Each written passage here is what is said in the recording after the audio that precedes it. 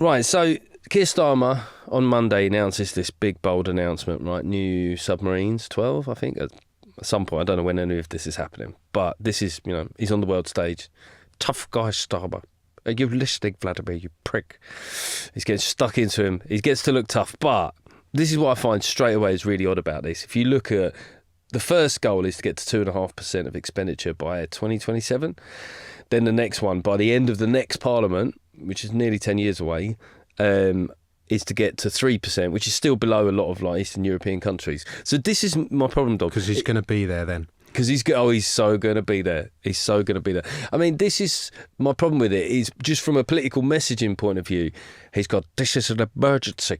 It's happening now in Europe. And by 2034, by God, we'll have gone some way towards addressing it. It just doesn't make sense at all, does it? The messaging and the strategy don't fucking make sense. Well, I've reached the point with Keir Starmer that I can't watch anything he says without just breaking out into a hot rash, because he's just so flip-floppy and you wonder if the man has any integrity whatsoever, because he just contradicts himself and flip-flops and says one thing and does another and does one thing and I think it's a number of factors. If I'm being serious for a moment, obviously he's incredibly guided by his spin people, but I also think he thinks like a lawyer. So every issue that he faces, there's not like a fundamental guiding principle that he just treats each case as a separate case in itself, and thinks, well, what argument do I need to make in this case to make me popular? And so that's why you just have this endless self-contradiction thing going on. Well, he hasn't committed. I think the latest with the defence spending is he hasn't committed to when it's going to be at 3% bar. Oh, yeah.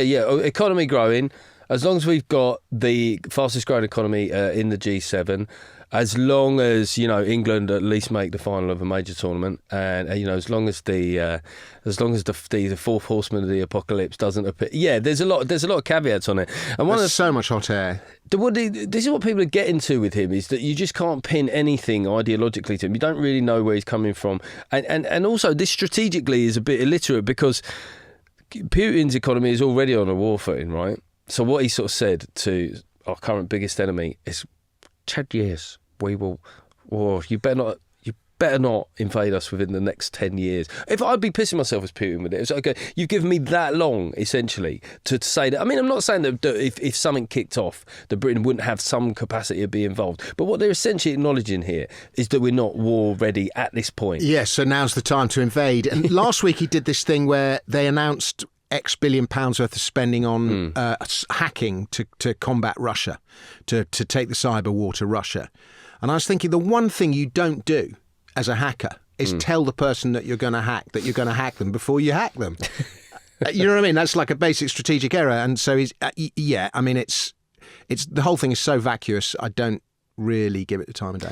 I suppose what he's felt is his successes have come from things done on the world stage, coordinating stuff with Ukraine. Should be said for his first few months in office. A lot of people making noises that he wasn't as on side with Ukraine as he could have been. But just like Boris, you suddenly realise it gives you at least some good headlines and some good, political images. And then going over to the White House. Again, I'm not sure how much the British public feel positively about those things. I think there was a little uptick after the White House trip. But it's not a fundamental reassessment of what's happening at home. And then all of a sudden, he's big Keir on the world stage, jumping in planes, walking around with generals. And he's talking about, gearing our economy more to building these factories to make munitions. It's just such a fucking wild about turn. If you go back to his leadership campaign, if you'd have said to people, that guy, the free movement guy, the privatised, nationalised water guy, the banned tuition fees guy, that guy, here he is. No one would have believed it. Here he is in a military fucking garb, bowling about with generals. And socialists, or the English socialists anyway, is supposed to be anti-war and not getting involved in foreign conflict and all the rest of it. That's usually the default position of the left. And so, he's going against all of that. And I think many on the right and probably on the left as well would just think, do you know what? Sort the borders. That's like the number one thing. Well, yeah. And then we got a lot of domestic stuff that needs sorting out. So why don't you address that and before you start getting involved in a war with Russia? Well, yeah, it's in the slipstream of a record daily number of crossings, which, now a year into it. Was it 1,400 or something? It was a hell of a lot. And, like some people have said, well, that would put the yearly illegal crossings, boat crossings at 50,000. Some people said, well, in terms of the... No, 1,400 yesterday. So if there's... So the annual would be 50,000. No, it wouldn't. There's 350 days in a year. Oh, of course. If it carried on at that rate. But Yeah. what I mean is I think the current estimates for the last year are around 50,000, which is getting close to, when Labour took over. So that seems like it's gone up. And some people have tried to be quite dismissive about that, saying, well, 50,000 versus the overall levels of migration is a drop in the ocean. You go, well, everyone knows roughly the town that they live. If they live in a town like, say the town I live in, there's 45,000 people. You go, well, that many people arriving per year illegally is not good. When you're a comic, you go to towns that you haven't been to. It's like 5 years since I last went to Leeds or 10 years since I last went here. And when I go to these places and I go, God, this has changed. Yeah, I mean, that's what I've always said in this podcast. I think people are okay with change, but it's always the pace of it that can make for political problems. The MOD, right? It turns out that the MOD, one of the things that happens is if you've been in active service, you are liable for a while to be called up. Like even after you leave the forces, there's a bit in your contract that says if there's a war kicks off that you might be recalled. Turns out the MOD don't have the forwarding addresses of those people. In the most fucking dad's army thing that's ever happened in real life, they've just lost the addresses of those people. There's a thing in the Times about it. You think that's incredible. And one of the ways that they're going to swell the ranks of the armed forces is recruitment and retention. And I was on a debate show the other day, one of these kind of like binary, one person argues for one thing, one for the other. And the debate was, should we tell young people that joining the armed forces can be a good career? Like, why shouldn't we? It is a career. The idea was that there was some sort of controversial political element to that. But if you think that there's an issue with young people not in education, training or employment, I mean, a career in the armed forces does cover a lot of those bases. Well, it gets you fit, gets you disciplined. Are we going to start sounding like Jordan Peterson now? You got to make your fucking bed. I wouldn't want any of my kids to go into the armed forces. This is the problem. This is where my hypocrisy comes in. If the day that my son comes, I would try and talk him out of it. And my younger son is a perfect candidate for it as well. Yeah. Like he's super fit, super, athletic, strong, all of that, but not quite at the level where he could go and be a professional football player or something. He's like one level down, but he'd be great in the army. He's so competent. He's really good shot. Yeah. He'd be absolutely great, but God, I hope he doesn't do it. Yeah, and it's tricky, isn't it? I suppose could you do like subtle stuff as a parent, just show them really bad war films, but not like the really cool ones with 70s soundtracks. Yeah, Hurt Locker, not The Great Escape. Yeah, no, Hurt Locker, Kajaki. I liked the Hurt Locker. That was a great film. It was. Do you know there's a bit in the Hurt Locker? When he's on R&R and he's out there and he's like diffusing bombs and snipe. No, that's a different one. American Sniper with Bradley Cooper. That was quite cool, but it's made by Clint Eastwood. So, but yeah, the Hurt Locker is that bit where he's home for a brief amount of time, and he's just pushing the trolley around the supermarket, and because they get the American tours of duty are a lot longer, and they get like 2 weeks. Fuck, what a head fuck to come out of that environment and then just be in a Walmart pushing it around. And he looks like, I think that always reminded me of that bit in the Edinburgh Fringe where your family come up to visit. And you go, should we go to the zoo? You go, yeah, let's go to the zoo. Yeah, it'd be great. In your mind, you go, let's have a family day out. They go, you haven't spoken a lot and you appear to be crying frequently. That sounds like me. We could talk about Trump now. So as I say, last week he was taunted with this taco thing. Trump always chickens out, right? And he responds with these 50% tariffs on steel a day later. Coincidence? Maybe. I think he's got a big ego. I mean, is there a danger with Trump? It was actually a really good attack line on him, right? It was a good attack line on him, but it's produced this response. There's the danger with him is if you criticise him for not doing something, just be aware that he's probably going to do it very shortly afterwards. I mean, 50% on steel, I guess that's something maybe that it was within his presidential powers to do because some of the other tariff stuff was clammed up in the appeals courts now. But, I mean, it's interesting because, ideologically, there will be some of the stuff that Trump's done since he's got in, which I presume that you're on side with and you're pleased to see. But equally, what about the money side of you and the uncertainty this is causing with US investors? Well, I sort of liken Trump to Boris in that, there's a massive ego there, and he likes to spend money. Boris used to love all infrastructure projects named after him, for example. Do you remember the Boris Bridge they spoke about that was going to go from Scotland to Northern Ireland? Yeah, he would have loved that. Anything with a B, Boris Bridge, Boris Bus. Yeah, the Boris Wave. There's not. He doesn't want that pinned on him, but anyway. I think Trump's a bit like that. And then suddenly, in the lead up to the last election, there was a lot of noise about shrinking government, and Elon Musk had a huge amount of influence. And Elon Musk is a massive libertarian, draws a lot of inspiration from Javier Milei in Argentina, and that's exactly where I'm coming from. So when Elon Musk was in there exposing all that corruption in USAID, and finding all these ridiculous things that the government's been wasting money on, and all the corruption and so on, I was like, go Elon. I just thought it was absolutely fantastic. And Donald seemed to be on board with it. And I was like, oh, wow, Donald Trump's suddenly become a libertarian. But obviously Musk, his own business has suffered for his doing that. And he's now sort of left and had to go back. And sort of Trump seems to be slightly reverting to the Trump of 2016, where, he makes a lot of noise about something.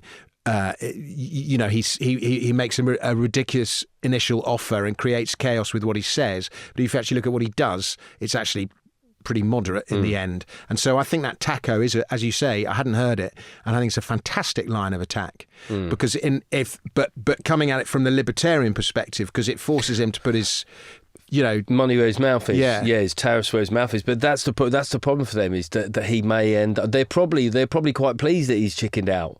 So maybe the smart money is to just wait, chickened out, don't mention it. Don't come up with a devastating acronym that will really piss him off. I mean, if anyone hasn't seen it, they should watch the interview where the journalist puts it to him, because he just clearly hasn't heard it. Because this is a problem with the team around him. They're obviously shit scared of telling him any bad news. Yeah, there's a lot of sycophancy. There is a lot. He's like the court of Trump, and then she sort of puts it to him, and then she has to explain him, and you can just see him becoming devastated at the moment. He's like, what's poor guy. He's like, Trump always, and then he calls her nasty. Yeah, that's a nasty question. I love the way he's nasty. It's very childlike, isn't it? You hear it at primary school and then it just goes away as a word in your life. I'd like to start. When people just say things that I find convenient, hurtful, or too close to the truth, I say, that was a nasty thing to say.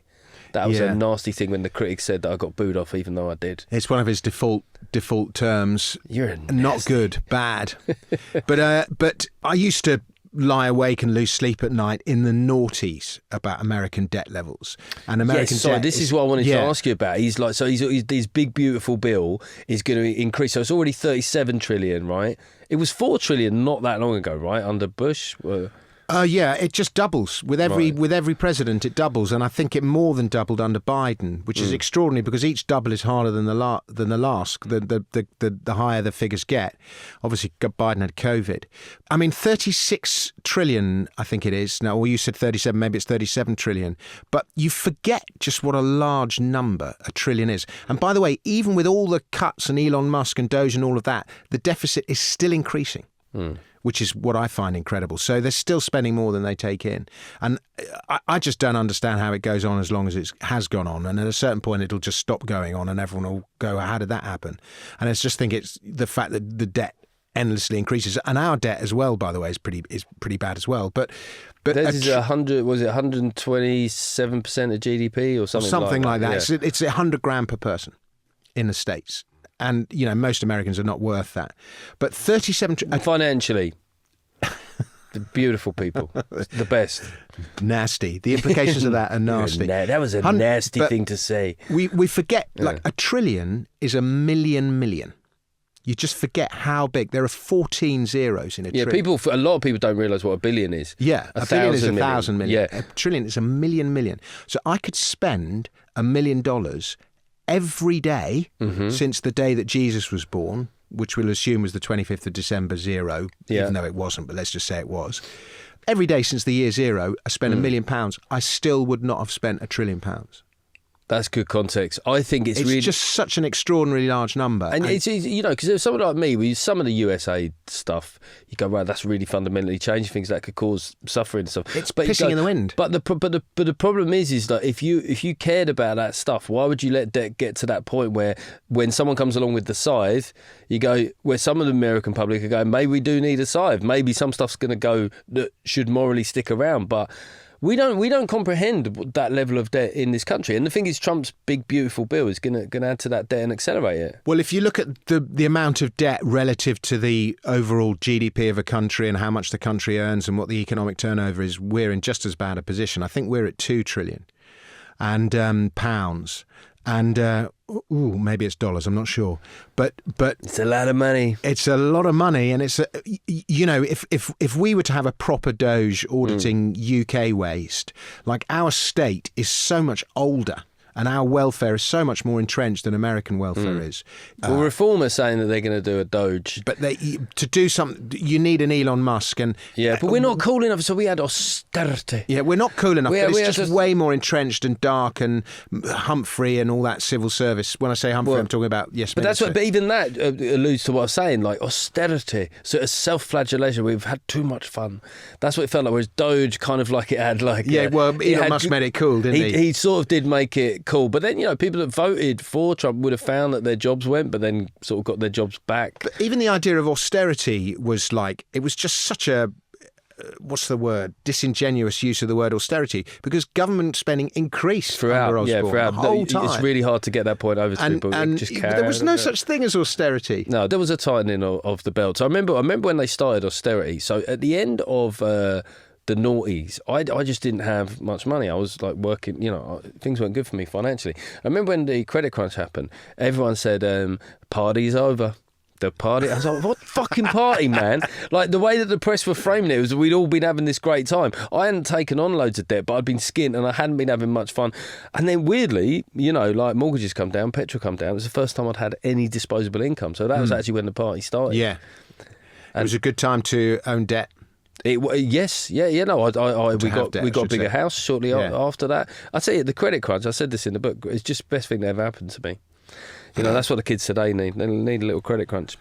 Susan Murray, in 2007, I could see everything going tits up. Susan Murray knew I wrote about this kind of thing. She phoned me up. What should I do with my mortgage? And I just said, it's all going to go tits up. And I was right. It did all go tits up. So I told her to fix her mortgage rates, and she fixed it at like 5% for 5 years or something, and then they slashed all the mortgage rates to zero. She still slags me off about it now. She has not forgiven me. Fair. That must have been. She must have felt she like she hated me for it. She must have felt like she was paying her mortgage to Dominic Frisby. That's how I would have felt.